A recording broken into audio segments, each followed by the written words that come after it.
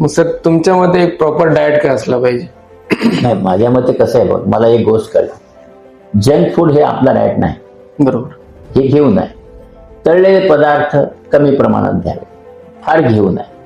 आणि त्याबरोबर व्यायाम करावा. म्हणजे आपण थोडासा व्यायाम खूप गरजेचा आहे, ते आपण करत नाही. आता आपल्याकडे काय झालंय, आता बघतो ओबेसिटी किती वाढले, 30 ते 33% लोकांना ओबेसिटी झाली. का?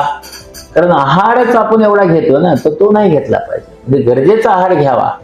आपल्याकडे कसं आहे की सगळं जंक फूड, जे आपल्या शरीराला कॅलरीज वापरल्या जात नाही तेच आपण खातो आणि म्हणून ओबेसिटी होते. आपण ओबेस नाही झालं पाहिजे. आपलं शरीर चांगलं ठेवलं पाहिजे. व्यायाम करावा, वेळेवर जेवावं आणि आपापलं काम करत राहा. बट सर जसं की सध्या कसं झालं की मेडिसिन्स मध्ये खूपशा मेडिसिन्स असे की त्या एक हील करतात पण 2 आणखी काहीतरी साईड इफेक्ट देऊन जातात.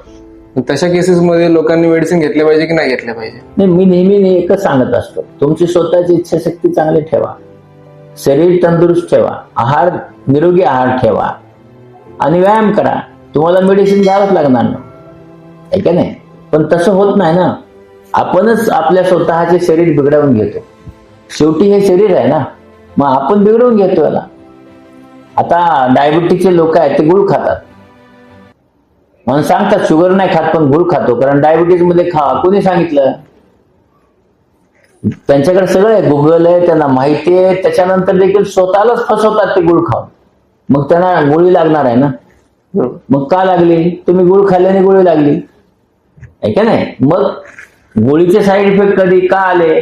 कारण तुम्ही तुमचं शरीर चांगलं नाही ठेवलं.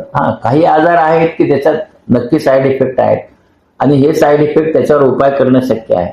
पण साईड इफेक्ट होईपर्यंत औषध घ्यायची गरज पडू नये असं मला वाटतं. निरोगी राहावं.